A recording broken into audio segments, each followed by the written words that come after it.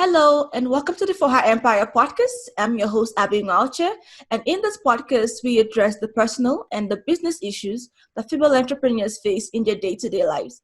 My guest today is the lovely Sandy Papavero. Hi, Sandy.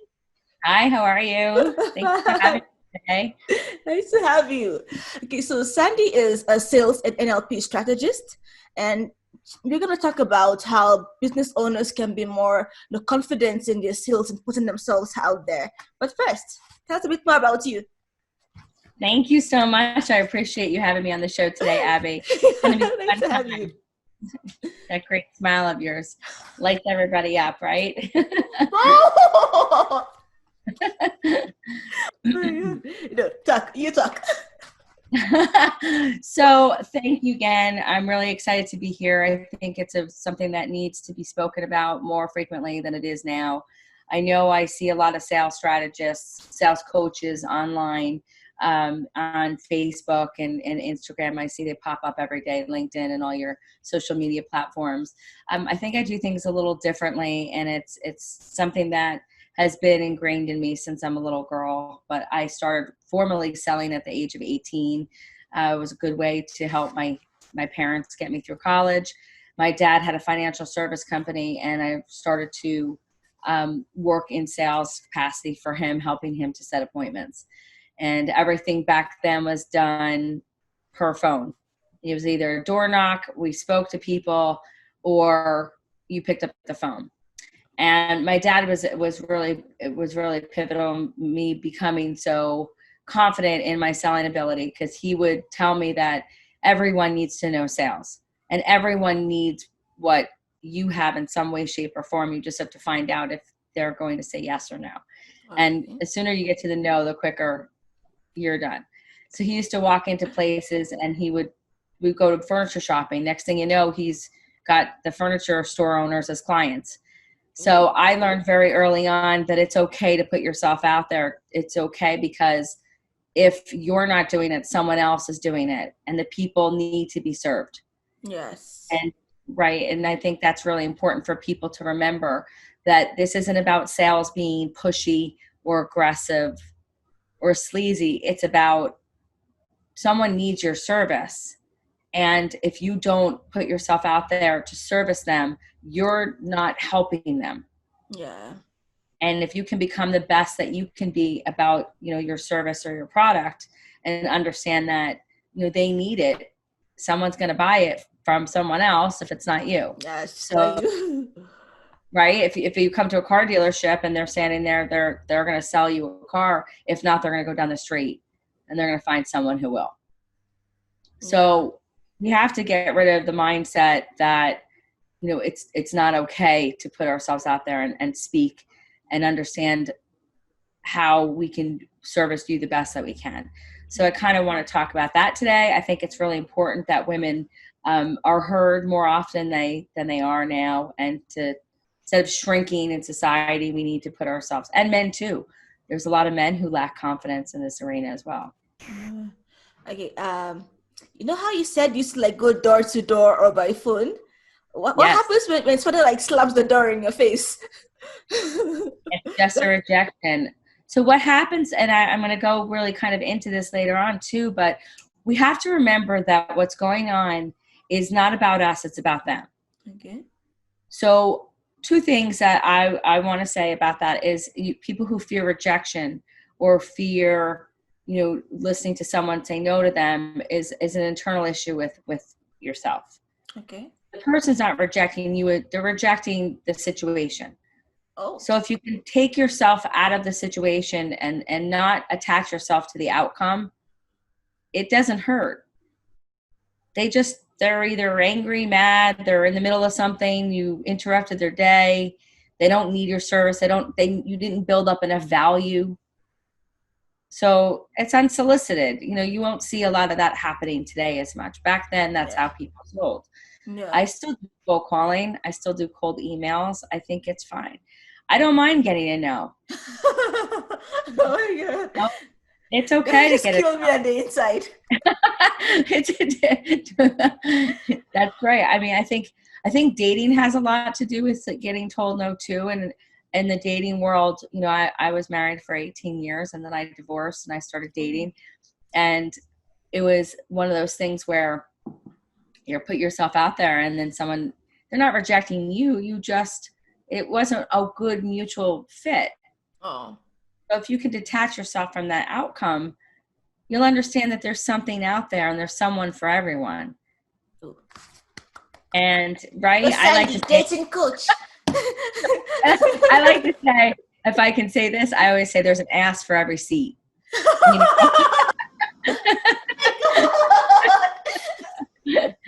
There is though.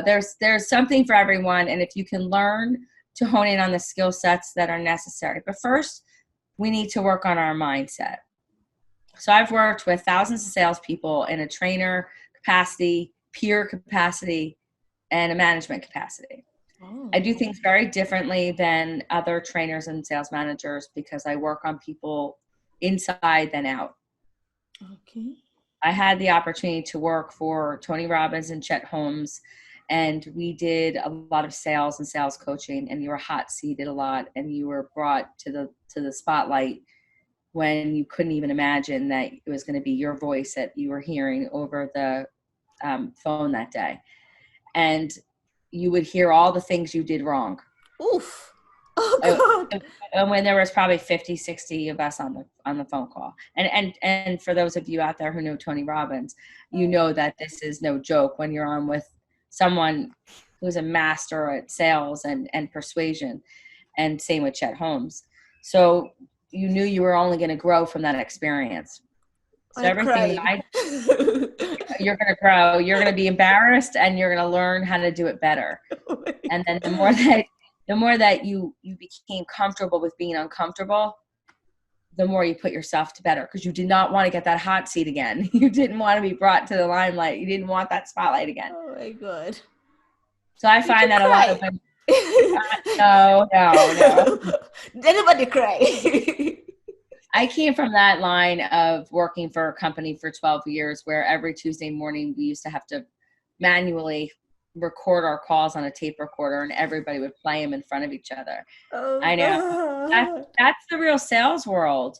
Oh my It's God. the real sales world. You know what, Abby, it only makes you better. Okay. I shall get that level of confidence one day. Right now, I'm way too shy for that. But you're in front of the camera right now, and there's a lot of people that don't believe in themselves, and that's kind of why I have magnetic personalities that have been on my sales team, and then I put them in front of someone, and they're wonderful behind the scenes, and then they get in front of people and they can't speak up. They're afraid of being rejected, told no. They can't overcome the objections. They don't know the right languaging to use. They are poor communicators out in the world. Oh. So when you work with them, you work on why they feel that way first. Okay. So it's a different kind of therapy. So you had said, we spoke about NLP, which is neuro-linguistic programming, and it's all it's a map of our territory. And each person has a map of their own territory, and it's all how the languaging fits in with the mind. Okay. So the things that we go through in our lives all leave an imprint on us. Okay. And they sit in our brains, and they sit in our subconscious, and they are there to protect us. So our subconscious is always trying to protect us. So when we go out there and we put ourselves in an uncomfortable, out of our comfort zone situation, our subconscious says, no, don't do it. Yeah. You're going to be a fool of yourself. You're going to look stupid in front of people. And it's a protection mechanism. Just like our parents used to say, be careful when you ran outside. Yeah. And it's just ingrained in us to be careful, to play it safe. Yeah. That is stick to what you know with little risk. That's exactly right.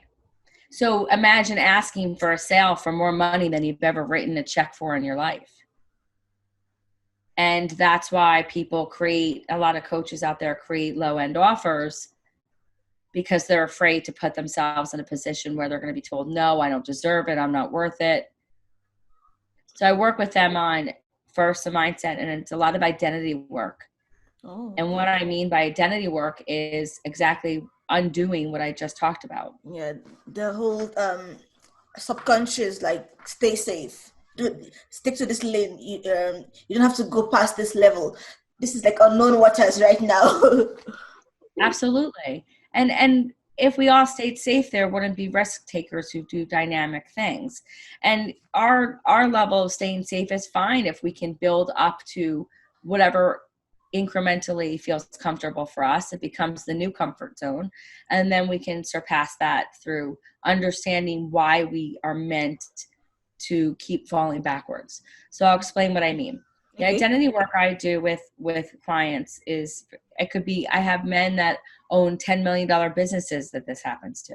It doesn't just affect the females, the males, business owners. It's pretty much society in general. We're built a certain way, and it feels comfortable and it feels safe.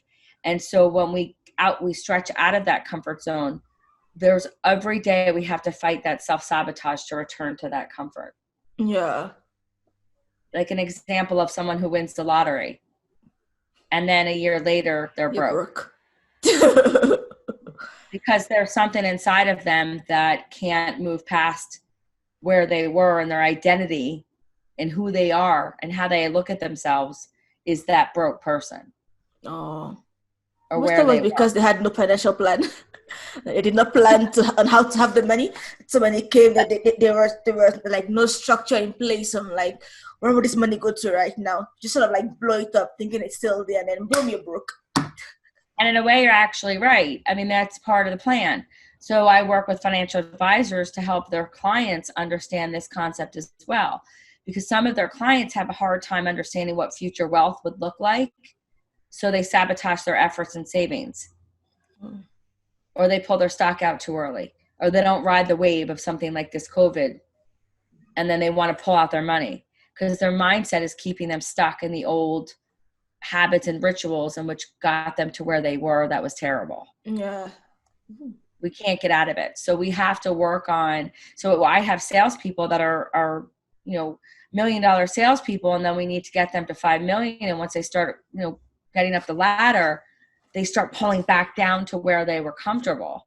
Oh. So we have to get rid of that structure. And the way we do that is through NLP and through breaking through the barriers that are keeping them feeling safe and stuck in that environment. So like, what specific activity or action do I do to break past the barrier? Like, so for us, I mean, for me, it could be hypnosis. It's all depending on what issues. When I close my eyes, turn into a frog. Yeah, believe me, it works really well. I mean, there's a lot of things that people don't really understand why they do something. So we break the walls down and pull out the reasoning. And a lot of it is, again, in your subconscious. So we need your subconscious to join your conscious mind. And by doing that, we can do a lot of different things. There's things called the swoosh method. Getting past beliefs. These are all just modalities in the NLP world, which is just things that we're taught to release these belief systems that you once had, and to replace them with positive beliefs. Oh, okay. Like, to your point, like the financial aspect, I would have to break down whatever your thoughts are. Maybe you were told as a child that money doesn't grow on trees. And that money does not grow on trees. Although it does, since paper does grow on trees. Right, sure it does. But people look at money and they think it's just a form of communication via something that has a worth. But if we take away the identity that's in our head about money and all the negative connotations, maybe your parents fought about money every day. Maybe you didn't have any money. Maybe you had a ton of money, but you didn't have any love from your family. Yeah. Whatever the situation is, we have to get past that in order for you to handle and do the right thing with that money so that it grows for you, right? Oh my God. Same kind of money. Whatever it is, it's all coming from here. Yeah, and now I'm just imagining somebody like lying down in the office on the couch, like, my parents never loved me, but they gave me money. Right, exactly. There's a lot of people don't let money in their lives because they think that it can be something that hurts you. They've been taught something different than what they know now. And when you have that limiting belief, it gets stuck in your subconscious. So every time your conscious tries to make something and push you forward, again, it holds you back to keep you safe. Yeah. So there's many different things. So what I do is identity work is about creating your new persona. Okay. Creating a new person. First, we find out where you are right now, and then we create this new identity for you. What would you eat in the morning? What are your habits? What would you look like? What would you dress like? What kind of makeup would you buy? What kind of trips would you take? And then we have to find out. Go ahead. It's like multiple personalities. Like, also, do I have to like change my entire self? Like, I change my name as well, change how I walk, change everything. Like, I'm no longer Abby. I'm now Joseph. I'm now Angela or something. Do I have to like change my entire self? You know, it's not about changing. It's about changing your belief systems. But if where you want to be, if you're the person today and the habits that you're doing today are not getting you to the levels of success that you want to see, we need to change, right? So it is, you can create an ultimate persona. Maybe that persona is like, you know, Super Abby or something that, you know, maybe you call her, I don't know, like Sarah, who whatever it is. She's that alter ego. But there are things, our brain compartmentalizes things that have happened to us over our lifetime. And then they come out in all different ways. So we have to bring all those pieces together and have all of us thinking, all of our psyche thinking in the same direction of where we want to go. That's healthy, like mental wise, like having Abby and Spa Abby in the same brain. Is that healthy? Of course. Because then you and Sarah are on the same page of where habits. So when you go to eat that blueberry muffin and you're on a diet, Abby is saying that she doesn't want that person that she wants to become wouldn't eat that muffin. I want to lose weight and I want to look like this and I want to have the habits of someone that's healthy. She shouldn't eat that muffin. And when you start to put these goals into your subconscious mind, even when your conscious mind wants to eat that muffin, your subconscious takes over and says no. Oh. So we do things in order to help you form that structure in your subconscious. And that's by doing something called time techniques. And then we are able to have these goals that are set around specific times and they're in your subconscious. So we don't have a choice except to follow them. Okay. So okay, does that make sense? Yeah. What an example of the time-based stuff you just explained right now? Like an example of how that would work in actuality. Okay, so let's say that I'll give you a good example. I had a full-time job and I had time techniques done onto me, and it's a whole approach. It's not the hypnotic part, but it's, you know, you walk through because you're asking permission to speak to my unconscious mind, and then we're walking through the entire structure of how we're going to get that into the map of my subconscious. Okay. And I wanted to quit my job, my full-time job. I worked for a terrible man who he was a self-sabotager. So no matter when everything was going well, he had to put his monkey wrench in and people left. It was a toxic environment. Oh, sure. It was terrible, but you know what? I was there for a reason. I had a lesson to learn. And then a lot of us, you know, we all moved on. There's still some people there. So I wanted to quit my job by February 26th. That was on my timeline. And a large part of me, because, you know, I have 4 kids and I was doing this part-time, and I couldn't move forward. I was stuck because I had a little bit of scarcity mindset being a single mother around the fact that I didn't want to lose that income. Yeah, the constant income, that stability, you do sometimes want it, despite knowing that you could do better if you just dropped it and focused on something else. And that's a perfect example for those watching. You know, it's a big leap, and we're scared to take it. Yes. So my subconscious mind is the one that had to push me forward, not my conscious mind. So when I think about that back, you know, now, of course, when I had a husband, I wasn't as concerned because I had another, you know, we had businesses. And I've always been an entrepreneur. So I've always been a risk taker, but I had his salary to back me up and whatever. There was always something going on. This was all me.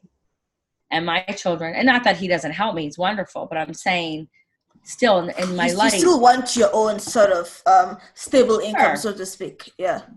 Sorry, nobody I wants to mean, depend on anybody else for money.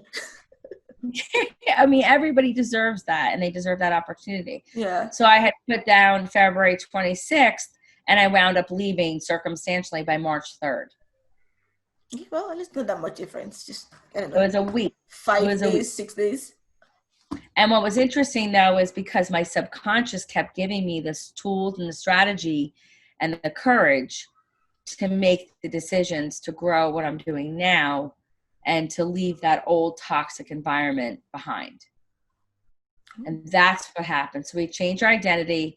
We put our new goals into the world of our subconscious so that we can follow our path of who we want to become. Yeah. And then we can learn the skill sets on how to sell better, communicate better, all of these other wonderful things that happen in our lives. Yeah. And you can't learn. A lot of sales managers go out there and they try to train their sales team, or entrepreneurs go out and they try to build their service model or their product, but they forget that they have to shift their mindset before that they learn a skill set, or else we're going to go right back to where we were. Yeah, that makes sense. But it's looking like now you had a timeline of February 26th, and you did end up moving in March 3rd. On February 26th, when you knew this was the day that I had set in my head to move out, how did you feel knowing that you were not going to make it? Well, it's very interesting because the universe works in strange ways. Mm-hmm. I had actually forgotten that I put February 26th on my timeline, because I have a lot of my goals are on my timeline. Some are short term, some are long term. But when you work with someone like me to do that, we do it so much, so many goals. It could be 20 things. You forget the exact time or date that you're putting it on there. Again, your subconscious takes over. So we had a problem in the office, and I spoke up for myself and to him. And it happened to be at the end of February that I spoke up. So I really was on point. I waited the weekend, and then I came in with my resignation letter, days later. Honestly, mentally, it was probably the worst time, because people can't keep themselves in a toxic environment for money. You'll never grow as a person. Yeah. It was terrible for me. And it really just kept me with weight on my body, where I never had, even after 4 kids, I've always returned back to my normal weight. Your body does terrible things when you're stressed and you're in an environment which is not serving you. Yeah. Oh. So we need to fix all those behind the scenes issues. And also how it correlates with sales and how people look at, asking for a commitment. So let's give an example, Abby. You want people to come on your podcast, and let's say that no one said that they want to come on. Everyone said no, or you went out there and you say, "Hey, Sandy," and I'm like, "No, well, it hurts in a way, right? There's for fear of rejection. You're putting so much work into this. You are putting work into it, and you want it to work out. So when people say no to you, it becomes, you attach yourself to that. So you stop looking at a commitment, and you're in fear of that commitment. So when we're in fear of commitment ourselves, we can't sell our product or service to someone else because we're commitment phobic. And now we're telegraphing our feelings onto someone else. And that's why a lot of people have trouble closing and asking for the sale. Oh, because you don't even believe in it in the first place. You don't even believe you'll get it in the first place. Right. And that's the thing. I mean, maybe they were abandoned as a child. Maybe they had some form of abuse, and their esteem is low.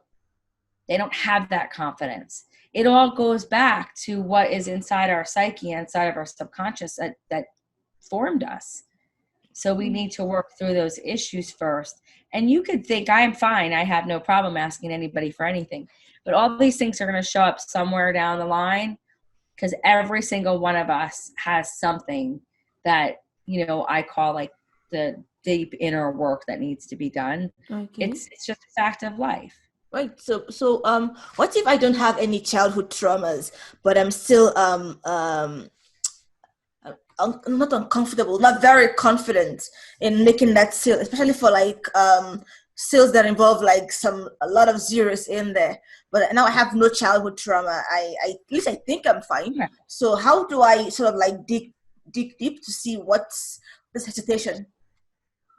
So that's my job, is to bring out in you, I mean, in a highly skilled, somebody who does strategy work, and I've worked with so many people before, you don't need to have trauma. Trauma can be a good thing too. Maybe your mother told you how great you were your whole life. And maybe you were afraid to fail because you didn't want to lose that identity of being on top of the pedestal. Yeah. It doesn't have to be traumatic. It could be that your family never called anyone out on any of the issues before. You floated through life maybe naive. It doesn't have to be a bad trauma.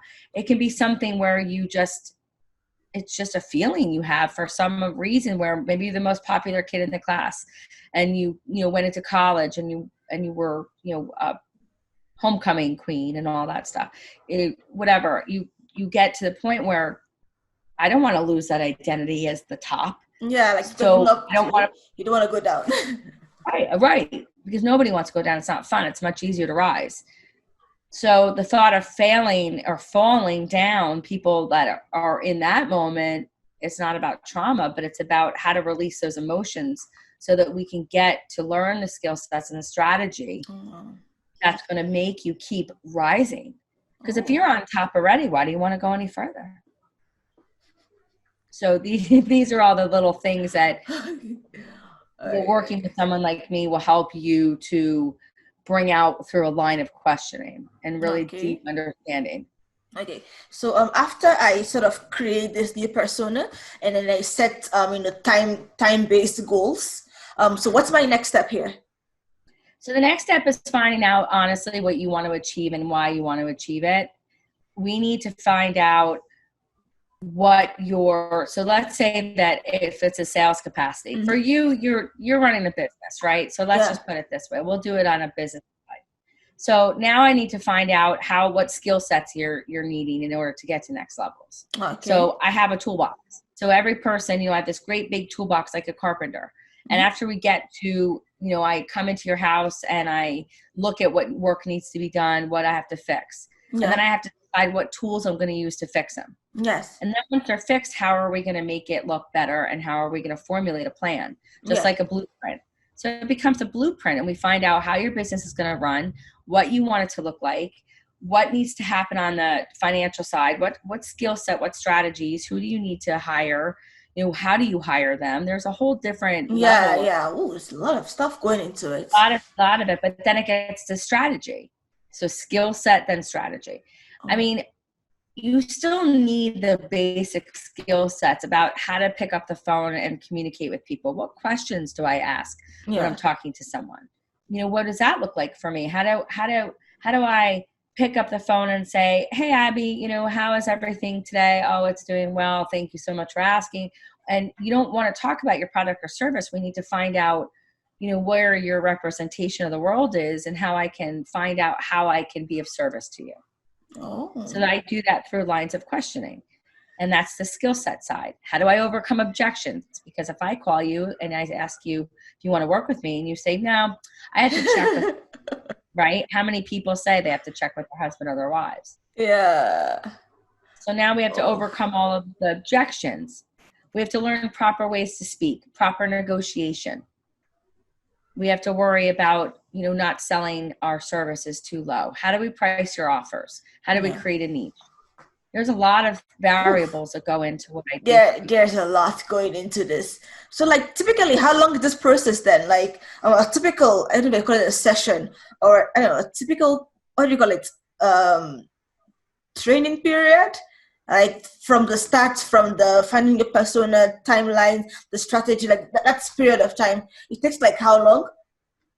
I mean, everyone's different. Everybody's on a different level, right? So some people want to do a 2-month program, and even if there's time left over, I don't really like to put a timeline on how fast you're going to transform, but I like to talk to you about what the outcome is going to be. Okay. So at the end of working with me, you're going to become that person who doesn't have a problem with picking up the phone, putting your offers ready, your niches ready, your business strategy is built, and you don't have a problem putting yourself out there to sell. You have solid strategy in order to move forward in your business. No. And you also have the confidence in order to, use those sets of skills now and move yourself into directions where normally you were confused, you were overwhelmed, and you didn't have a clear path about how you were going to get there.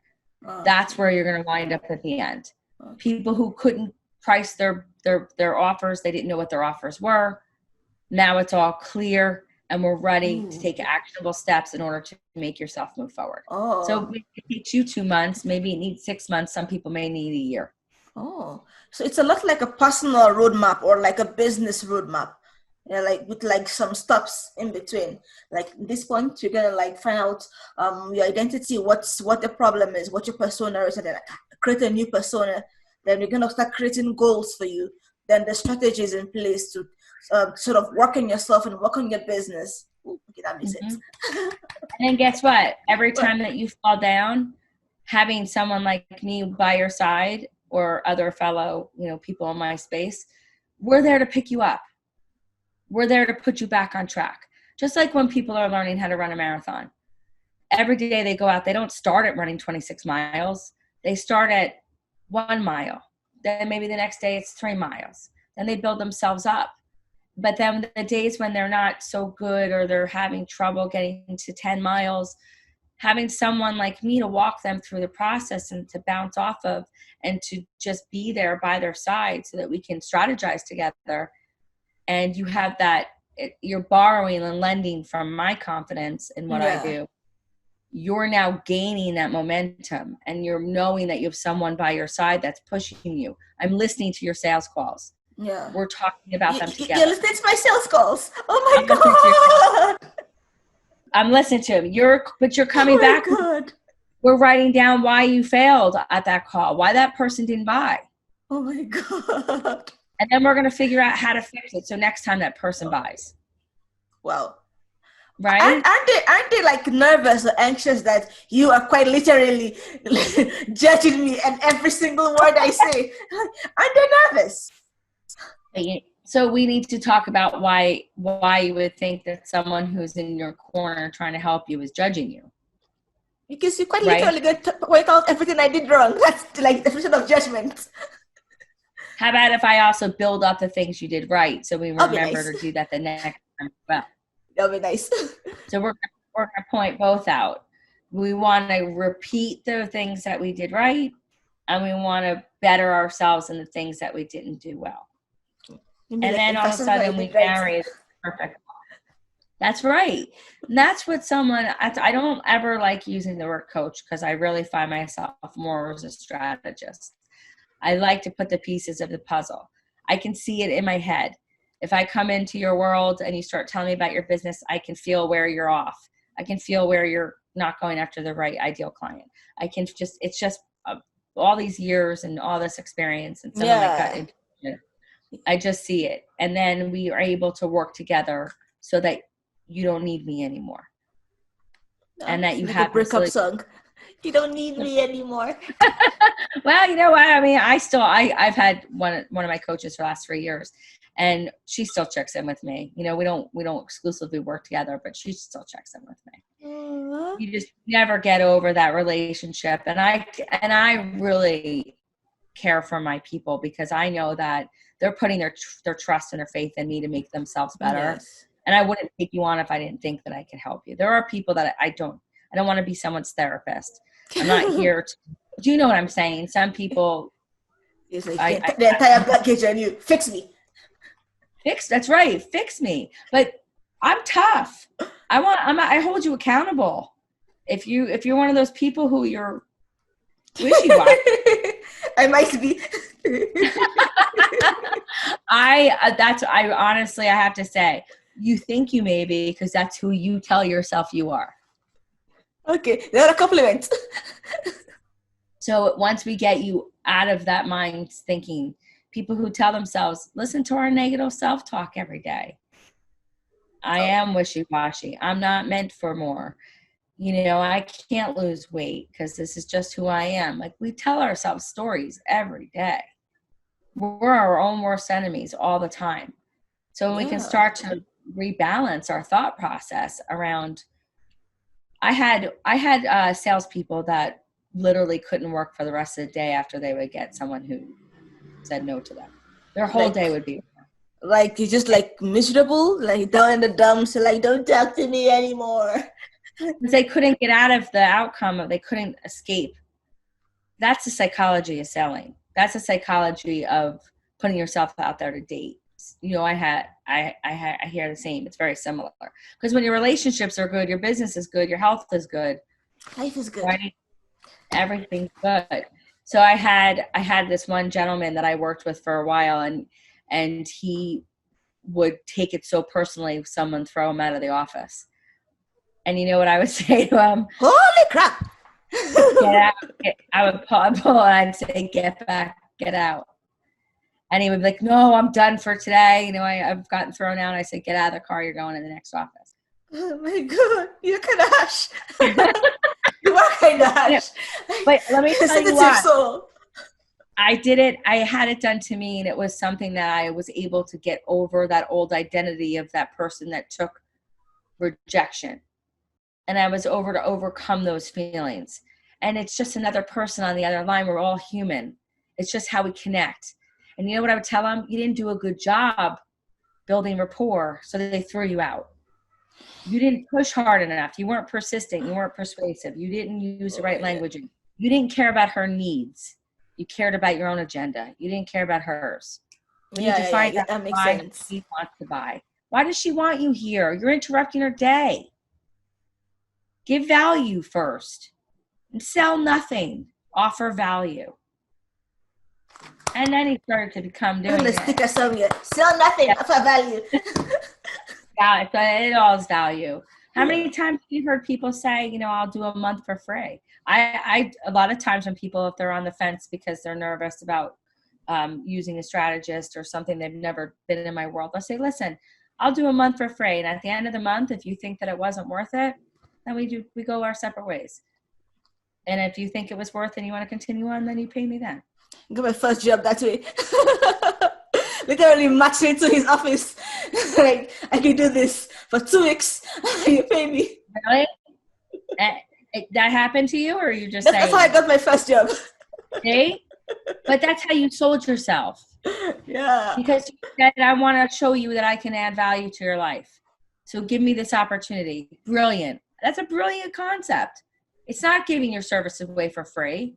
It's about saying, I understand where you're coming from. I want to show you value. And this is maybe somebody who's never had, people who are in my world, they know what they want when they come to me. Yeah. But for you, he didn't know you. Why should he take a chance on you? He didn't know. Yeah. Right? And then he hired you. Good job. And I got free lunch out of it every day. Isn't it amazing how that works? Imagine all the people who are watching this who say, oh my gosh, I would never do that. I can never walk up. When it's time to get a job, why are we sitting home and sending a blind resume through all these service companies instead of going and knocking on doors? Maybe not right now because just avoid any human contact right now. Yeah.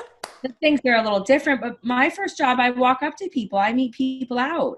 I've never interviewed through a service. I ask people, I know anybody who's hiring? You know anybody who needs this? You know anybody who needs that? How can I help you? And then maybe you can help me or one of my friends. Yeah. It's just about learning how to understand that, you can grow the confidence that you need. And another thing, a lot of people that are out there in our world, I have people that are digital marketers that are my clients. I have financial advisors. I have real estate. Anybody who needs to earn a commission to live. Yeah. When they do something really well, they mistake confidence for competence. Competence for confidence. So because they're good at their job, they think that they're confident. But in reality, they're blocking it with some lower self-esteem issues, and they're not getting to the true confidence that they really want because they do their job very well. Yeah, yeah, I yeah. had, I found that a little bit with myself because I did so much really great work for other people. Like I was amazing behind the scenes. If you put me into your company, the last company I was with, I grew at 2.5 million in a year. Right. It was great. Well, they had a need. They had a problem. They had a sales staff that wasn't producing. I walked in, we fixed it. We got people straight in the head. We enhanced their skill sets, and we created new strategies. Right. Same way that every other business is built. Yeah. Nothing different. I was consistent and I got results. When it came time for me to do that on my own back years ago, I was like, what? Because my I know. confidence, It's easy to do for somebody right? else, but for yourself, it's harder. It was harder until I shifted how I thought about it. So I realized that I was very competent, but I lacked confidence in certain areas. Yeah. And people would say, oh, please. And I said, I seriously, maybe it's, we look at self-esteem as maybe a million different, but there's different levels of self-esteem. I apparently didn't feel worthy enough to own a business that was successful for me. Oh. That was for me. I could do it for many other people, but I wasn't able to do it for myself. Yeah. So I let go of my limiting beliefs. I had to truly work on who I am, what I wanted, and then do the same thing as I do for everyone else. Yeah. Right? And there's a lot of me's out there. There's a lot of people who are incredibly engaging that are out there. They're dynamic at what they do, but they can't go live on Facebook. They'd rather go outside and pick weeds for 6 hours. Yeah, I could relate because like I was afraid of being on camera. And I had planned on it for like 2 years. I bought the camera, I bought the microphone. I kept like giving myself excuses. So I had bought the webcam. I was like, the audio is not good enough. Let's buy a headset. Let's buy a microphone. Then I bought the microphone. Like, no, it's too heavy. It's gonna look very clunky. Let's buy a headset. And I bought a headset. Like, no, it's too tight. Something looser. It's like. Then I bought the mini one. Like, no, it's too tight. The audio is not good enough. So just like had like 2 years worth of excuse. And so when I posted in the group for the podcast, I honestly expected zero feedback. But you had a million people who said, you know what, I would love to do that. It's adding value on both ways. We're bringing some conscious awareness. Like, think about it. You're doing people out there a service right now. If you weren't doing this, maybe they pick up one little nugget I said today. We're bringing conscious awareness to people so that they can up-level, whatever up-level means, whatever it is to them. Everybody uses that term up-level, but think about it. It's different for all of us. So if you want to get just incrementally better to this week, and one thing I said today, it wouldn't have been put out there unless you had done this today. Oh, flatter me more. Right? Tell me more. Compliment me more. Absolutely. I mean, with all the terrible things that are going on in our world right now, with all the fighting that's going on among each other, which is absolutely absurd, you're bringing substance, and you're bringing joy, and you're bringing a cure to the problem, right? You're taking something that other people are complaining about, and you're saying, hello, people, I'm giving you all these experts in their space so that we can make each other better. If you had sat behind and picked out more microphones, your voice wouldn't have been heard. I know. We have to look at it that way. We have to say that we can sit around and cry about our circumstances, or we can help each other to get better and do better things. Yeah. And I really think it's important that we do that. But I have something that we can, I can send, and you can send it to your audience. I have a freebie it's called Mastering the Questions So You Can Become Better at Sales. And if you master the art of asking questions and understand why you're asking specific questions to the people that are coming to you, you're able to bring up their different reasons in their mind of why they need to work with you. And you're bringing out their pain and their vulnerabilities and the way that they see themselves, so that they're able to know what they want instead of just telling them what your service is. Because if I came on and I said to everybody, oh, I'm a sales strategist and, I build companies, that's not going to make you feel anything inside. No, that's really like, right? Okay. Yeah. So we need to ask the right directed questions in order to find out why you want to be better. You Yeah. want to up level. Okay. You know, So you want different success. where So can I we can find this freebie, or where can we find you or your business online? So my business at sandypapavero.com. My website is right now being revamped by my lovely webmaster who is waiting for 2 more pieces of information from me. Okay. And I'm on Facebook at Sandy Papavero. You can find me there. I'm on Instagram at Sandy Papavero. Let me find you. Find you right now. So it's SandyPapavero. And I have a Facebook group online that is for women with an anti-sales mindset. Oh, like an anti-sales Papavero. And that's something that what we do.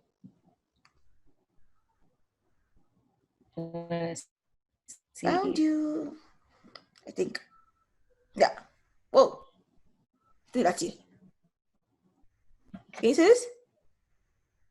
Do you got me? I think that's so. Me. That's me. My hair is just a little shorter there. You can click on the link and it'll get you the register the freebie. Oh. And it'll take you right in, and then the PDF will be sent over to you. Okay. And I think it's useful no matter really what field you're in. If anybody has to speak to someone else, you can even use some of these against your spouse, with your children. I mean, once you become very good, it's true. If you start mastering the art of asking questions, you'll only become better at it. Oh. And then we can do it to understand people better. Okay. Oh, okay.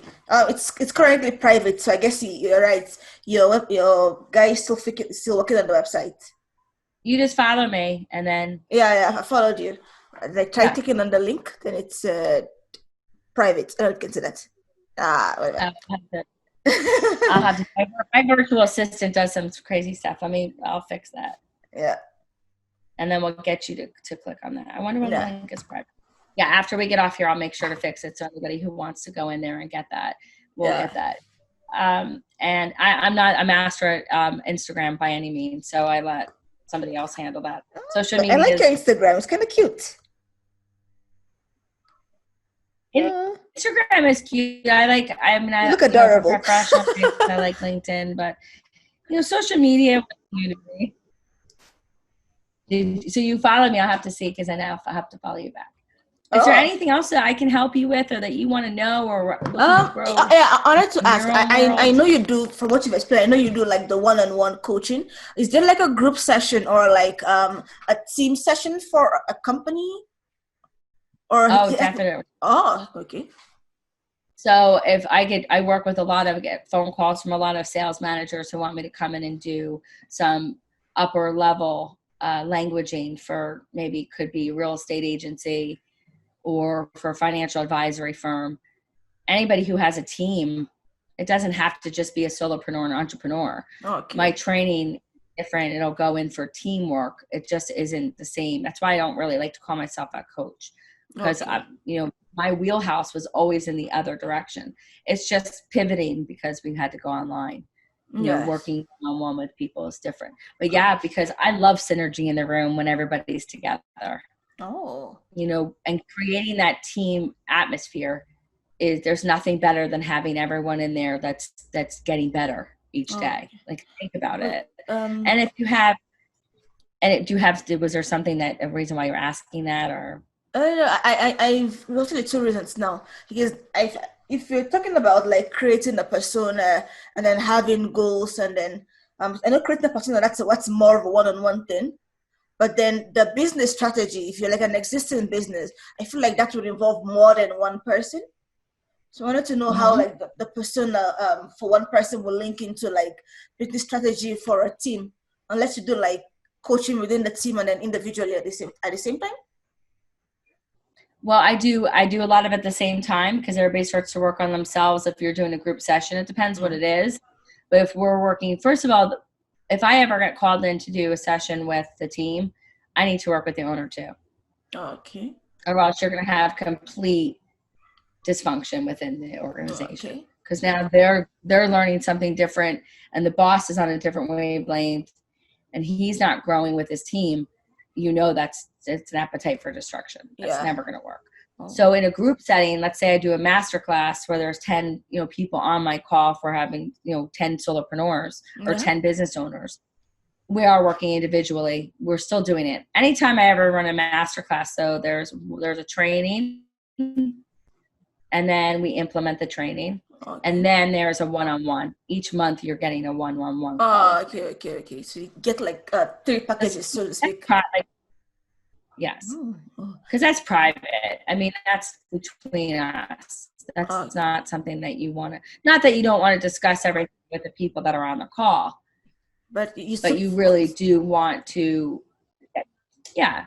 And there's a lot of things that may come out that you didn't even realize were inside. Childhood trauma. You may not want emotional baggage.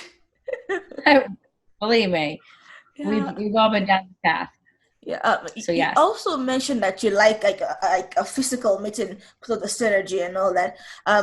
Do you? So you just work with, at least you prefer clients within the state you're in? Oh no, I have clients all over the world. Oh, so both virtual and local. Mm-hmm. Oh, okay. I just say that, I started out in New York City finance doing consulting. So I was in front of people. This world wasn't really existing as much as it is in the last years for me.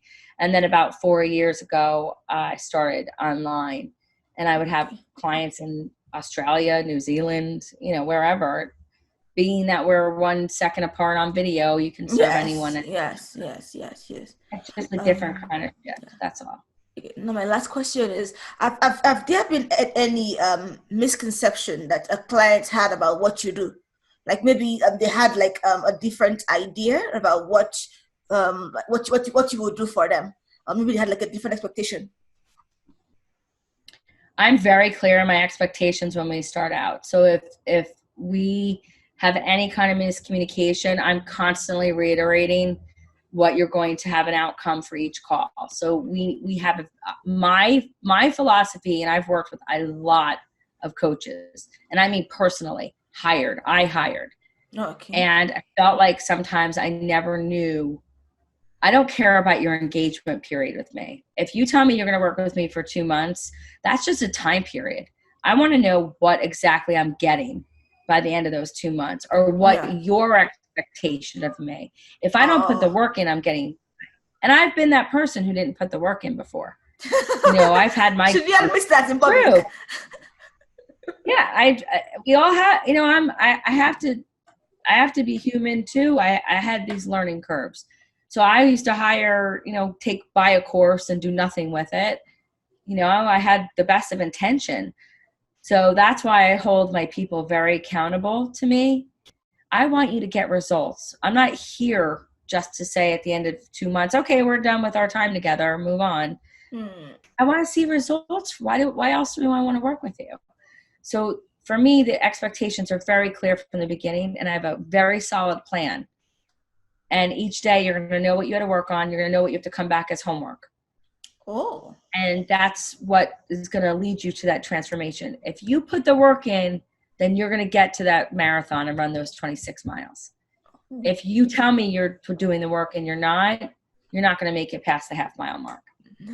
Okay, so what happens if you give the homework, and then I guess some personal issues happen and I couldn't get the homework done? Yeah, well, life happens. We know that. But you're going to look, for me, I look for patterns. I can listen to people's excuses. I've made my own. I know. We all have. I'm just being honest. I have 4 kids. There's always bound to be something going on, or something I have to do, appointments cancel. I just think if you're going to pay me, you want transformation. You want to put your best foot forward, and I will hold you accountable. Obviously, if something's due on Thursday and you can't get it done because something came up, we're going to work on it next week. But if it becomes a pattern behavior, then we have an issue, and we're going to have to take it offline. Yeah. And that's why. I'm sorry, go ahead. Have you ever had to cancel a client because they kept coming up with excuses, and you're like, you're a joker? Like, I fired people. I fired people and gave them their money back. ooh. Just like I would fire you if you were on my sales team and you weren't producing. I don't want to work with you if you're not producing. Don't waste my time, and I won't waste yours. And that's a promise that I would want to give. Right? Oh my God. I've had Wow. coaches who let me get away with my own bullshit, and I don't want that. I don't want that for the people. You hired me for a reason. You're at a place where you're stuck and you couldn't get there on your own. So you hired me. Yeah. Let's work together to make something work really well. You didn't go into this so that you could make $5. You want to be successful. Mm-hmm. And you want to help people and you want to serve. So let's do it the right way. And that's important. Ooh. It's important to me. It should be important to you. You're very bold. And believe me, that's what I told you.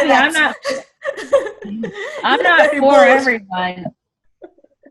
Right. And I'm not for everyone. I'm not for everyone. I'm for the people who my personality, you're sitting there saying, not everybody wants to join the armed forces, right? They don't want to go to the Marines or because they're scared of that kind of discipline. And but at the end of the morning and the cold showers. Like, I don't want that. That's right. So we have to decide who we want to be and how we want to show up for those that we're serving. Yeah. And this is just my personality. It's how I do things. It's how I get results. It's always coming from a place of love. It's never to sit here. It's always saying, I know what it took for me to get to where I am. And now I want to help others do the same. That's all. Oh. Yay. Thank you. Thank you so much for having me on today. Nice to have you. It was such a fun interview. Yeah, it was fun. It definitely was. And anytime you want to know something or, pop me in, ask me. I'm always answering questions. My sales group, I go in there on Facebook and I offer a ton of time management help and why we have to do things certain ways. And it's just, like I said, it's about adding value, building a community, looking to help other people succeed and not be a statistic of all the businesses that fail. That's all. Thank you so much. Thank you. And I'm going to send you all the links to me so that we have what we need. Yes, yeah. Right, because we want to make sure that everybody's getting the most value out of our time together. Yes. Woo! Okay. Thank you so much. It's nice having you here. You're just the happiest. God bless you. It really is.